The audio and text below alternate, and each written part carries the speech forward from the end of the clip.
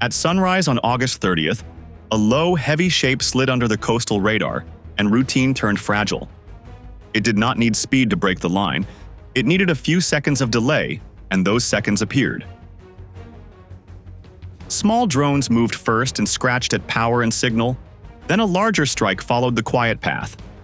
The hit pattern did not aim to level buildings. It aimed to cut functions. Lights on, data off, fuel lines cold. Northern Crimea felt the first shock, while a busy pier further south lost its rhythm as cables, valves, and watch schedules slipped. The shield on that coast is expensive and layered, yet even a layered shield blinks when angles are low and timing is tight. This was a lesson in discipline. Hold altitude, keep cadence, and arrive together. When that happens, radar horizons shrink, and a short window decides the story. Next comes the map. The launch that set the clock, the missile profile that kept the low lane, the targets that mattered, the drone roll that bought time, and the reason a modern air defense missed the window.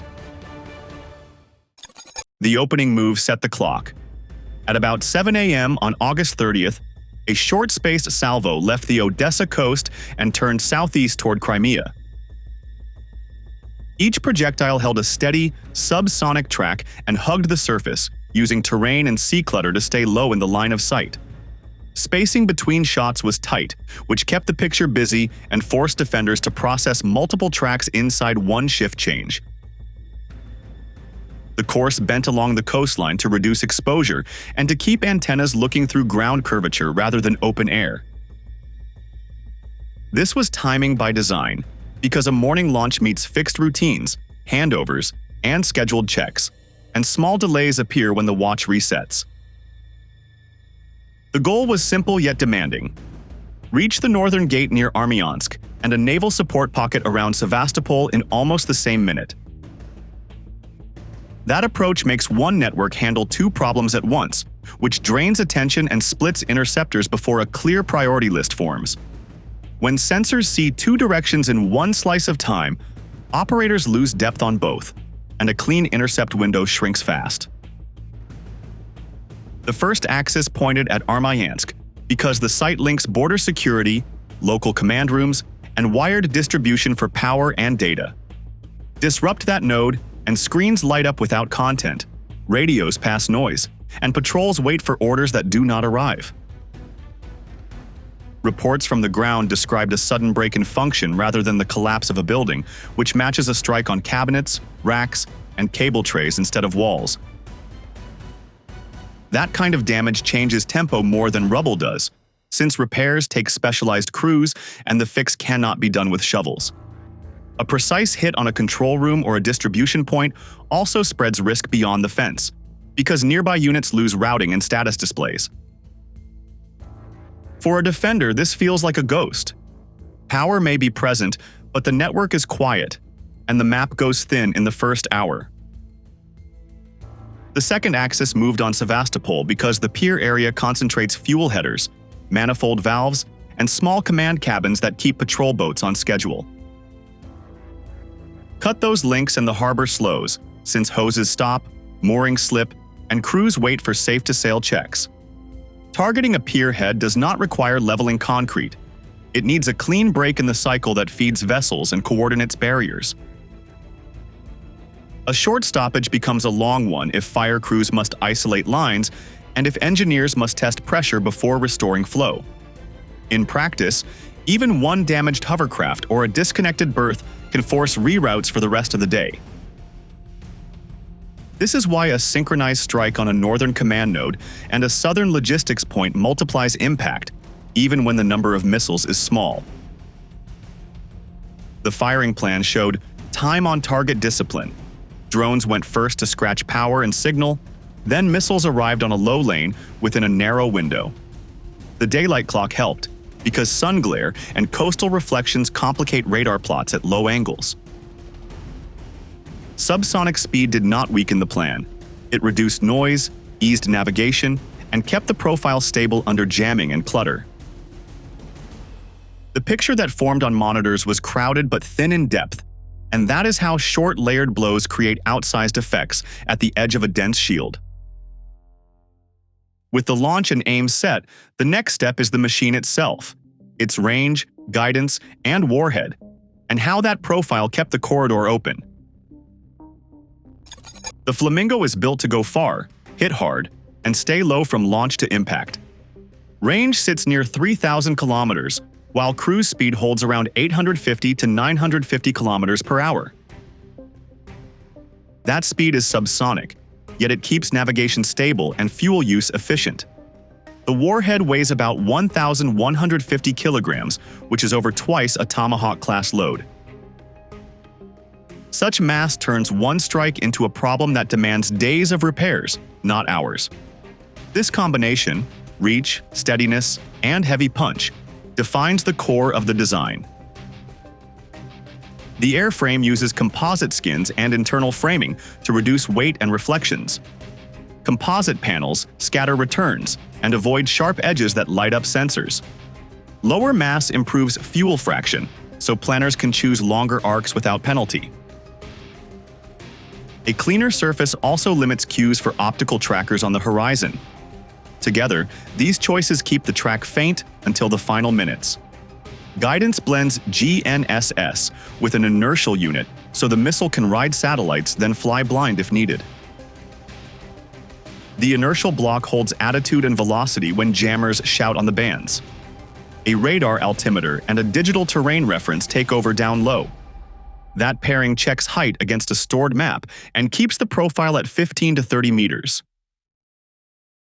Even with noise on the link, the loop stays closed and the path holds. This makes navigation predictable for the missile and unpredictable for the defender.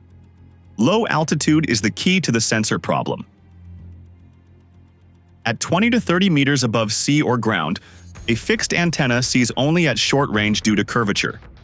Line of sight opens late, often within 20 to 25 kilometers on a flat coast. Coastal clutter then paints false specks, while a steady subsonic target looks small and slow in Doppler filters. By the time classification locks in, the firing window is narrow and geometry is poor. That is how altitude turns time into leverage. The warhead and fuse complete the effect. A delayed bunker buster setting lets the nose punch through concrete or steel before detonation. Pressure waves then form inside rooms, galleries, or cable vaults. Power trunks, racks, and network cores fail first, even if outer walls stand.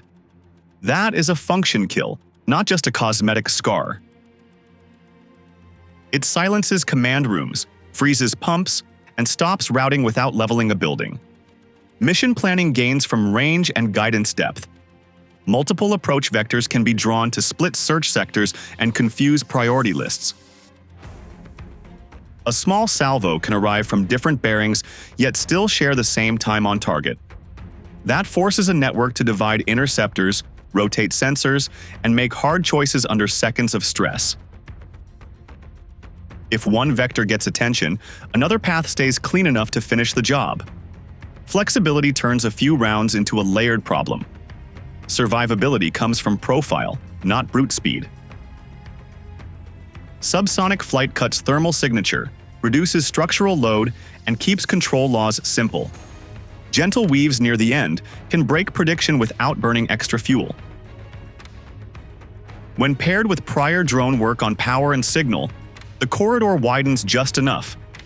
That is why this specification sheet reads like a tactic. With that profile in mind, the next section tracks what those choices produced at Armyansk and at the Sevastopol pier. The strike's effect centered on function, not facades, because the targets were nodes that move power, data, and fuel, and those nodes decide tempo more than walls do.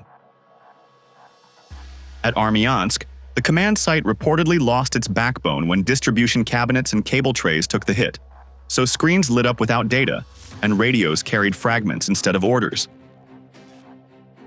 Power can return quickly with generators, yet a severed network needs splicing, testing, and clean routing, and that work slows under stress. Units that rely on that hub then face lag in tasking, and patrols hold position while field leaders wait for a stable picture. Such blasts do not always topple the shell, but they break racks, switches, and trays, and shockwaves tear through conduits that feed multiple rooms. Repairs demand specialized crews with access to spares, and each cable run must be certified before the network goes live. In practice, that means hours turn into days when core routes and relay cabinets fail at once, and work windows shrink if explosive ordnance teams must clear fragments first. Sevastopol showed a different pressure point because the target set sat on the pier head, where manifold valves, headers, and small command cabins keep patrol craft on schedule. Cut those links, and the fuel cycle stops, so moorings hold crews in place and departure checks fail until pressure and purity meet standard. A damaged hovercraft or a disconnected berth can force reroutes across the waterfront, and routine patrols slip to standby as hoses, pumps, and meters go through safety steps. Harbor rules then add time, since fire watches, bilge checks, and line isolations are mandatory after any blast near fuel infrastructure. Even if concrete stands, a severed line keeps the lane closed, and diversions pile up across the shift. The choice of choke points fit a cost-effect curve, because a focused hit on power, signal, or fuel denies service to many users at once while using limited munitions. Functional kills also travel beyond the fence line, as nearby units lose routing and status feeds, and maritime security teams must raise posture to cover the gap. Temporary exclusion zones may follow, with NAVWARNS, or local advisories that restrict traffic until surveys finish and debris is removed. That kind of administrative drag compounds physical damage, and it spreads the delay from one pier to a whole harbor routine. Maintenance capacity becomes a second front under this pattern, since engineers, linemen, and telecom technicians must work in parallel while EOD clears hazards. Spare parts for high-amp breakers, fiber couplers, or manifold seals are not always on the shelf, and delivery chains add another weight. Meanwhile, crews shift to backup radios and manual logs, which keeps patrols alive but exposes emissions and slows coordination. Fatigue rises as watch schedules stretch, and training blocks get stripped to keep coverage, so readiness pays a quiet bill. Taken together, Armyansk lost clarity while Sevastopol lost rhythm, and those two losses multiplied when they landed in the same hour. That outcome did not rely on brute force. It relied on a short delay in sensing, a low path to the target, and precise timing at the pier and the hub. How that delay was created matters for the next phase, because the opening came from earlier drone work that scratched power and signal and bought the seconds that counted, setting up the role of UJ-26 in the layered plan. The UJ-26 opens the door by creating short sensor lag, and that lag turns a low path into a corridor. Range sits around 600 to 1,000 kilometers, while a 20 to 25 kilogram charge gives enough force to break cabinets, trays, or small cabins without wasting payload. The airframe is compact and quiet, so the radar cross-section stays small and the acoustic cue is weak. Speed is modest, often 150 to 180 kilometers per hour. Yet that pace helps navigation and keeps the profile steady in the wind. This package is not built to win duels. It is built to switch off the right nodes at the right time. The method targets the nerves of the network, not the bones. First waves seek out power distribution cabinets, waveguides, fiber junctions, and signal merge points. A hit on a breaker panel dims a radar room without dropping the building, and a cut in a waveguide leaves an antenna spinning with no useful feed. When optical fiber hubs or patch panels fail, status screens load slowly or freeze, and operators lose confidence in plots. Those faults add seconds to recognition and classification, and seconds matter when a crew's profile is already near the horizon. Sequencing does the rest, because the drone wave arrives before the missile wave. A 2 to 4 drone package can land scattered blows that look minor on cameras but heavy on the processing pipeline. One unit might hit a power tray, another might cut an exposed conduit, and a third might break a small cabinet near a mast. The total effect is not a blackout but a stutter, and stutter is enough to stretch response time. With clocks slipping, a defender must choose between restoring feeds or holding weapons tight, and both choices cost tempo. Navigation is simple and layered to survive noise. GNSS gives the route, while an inertial unit carries the craft when jamming rises. Low-level optical fixes, coastline shapes, roads, or river bends, can refine the last leg without complex gear. Altitude stays conservative to hide in ground clutter, and gentle course changes avoid sharp signatures on track-while-scan radars. Because control laws are light, the drone flies predictably for the operator, but unpredictably for filters tuned for fast, clean targets. The economy of force is the quiet advantage. A small warhead placed on a valve, manifold, a breaker bank, or a cable tray can disable service to many users at once. Repairs then require the right spares and qualified teams, plus lockout/tagout steps that add hours before a single switch flips. Harbor and base rules demand safety checks after any blast near fuel or high-amp lines, and those checks slow restarts even when damage looks cosmetic. That is how inexpensive airframes buy time for expensive missiles without large numbers. The psychological load is real and measurable. Watch teams must manage alarms, isolate faults, and keep eyes on scopes while supervisors call for verification. Shifts run long, backups go live, and voice nets grow busy, which raises the chance of clipped calls and late queues. A network under pressure rotates sensors and reallocates interceptors, and that rotation creates blind edges at low angles. When a low-flying strike arrives during that rotation, the intercept window shortens, and geometry turns poor fast. In short, the UJ-26 acts as a timed scalpel. It scratches the right circuits, adds latency where it hurts, and hands over a narrow opening to the follow-on wave. With sensors distracted and timelines compressed, even a modern long-range system can miss a front-edge shot. The next section explains how that window closed on the S-400.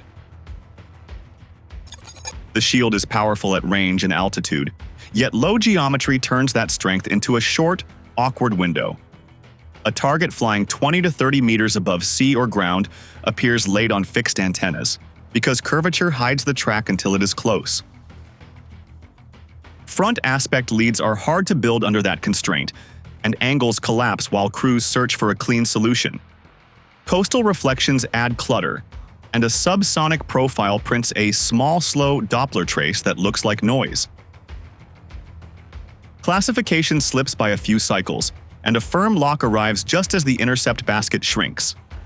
Early drone work compresses the timeline further, and that compression matters more than raw speed. Hits on breaker banks, waveguides, or fiber trays do not black out a sight, but they delay recognition and stretch the shot clock. Operators then juggle alarms, verify feeds, and confirm plots, while supervisors call for hold-fire discipline. Reports that no Flamingo was intercepted remain unconfirmed, yet the logic of the scene explains how such a result could occur. A steady, low path reduces thermal cues and keeps control laws simple, so the track stays stable while defenses rotate sensors. When a network splits attention between a northern command hub and a southern pier, priority lists take longer to settle. Interceptors must be assigned, sectors must be handed over, and each step adds friction. Function hits, then travel beyond the fence line and slow harbor routines, which spreads pressure from screens to schedules. Mitigation is possible, but it requires mobility and redundancy instead of static pride. Deployable masts can lift sensors over curvature, while gap-filler radars watch low angles near coasts.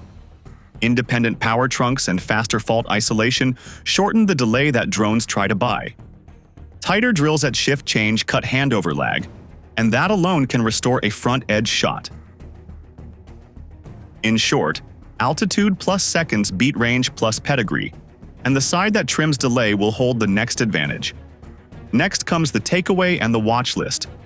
What to expect as both sides race to patch sensors and cut reaction time. Timing at low altitude can crack an expensive shield when paired with precise blinding strikes. Drones move first and steal a few vital moments, while terrain-hugging missiles arrive together and hit power, data, and fuel choke points. The aim is function loss, not rubble, and that choice slows command, stalls boats, and bends patrol rhythm. Crimea must lift sensors with mobile masts, add independent power trunks, and speed shift change drills, or the same gaps will recur. Ukraine must keep stock steady, refine terminal guidance, widen decoy use, and protect low sky lanes, or the window will close. Near term, watch fresh satellite imagery around Armyansk and Sevastopol, scan NOTAMs and nav warns for unusual blocks, and note any pullback of sensitive assets from the coast. Medium term, expect a race to compress the detect-decide-intercept loop because a short delay can flip outcomes across an entire sector. The side that trims reaction time by a handful of heartbeats will set the pace in the Black Sea. For sharp, field-tested analysis and early reads on the next move, subscribe to Military Force.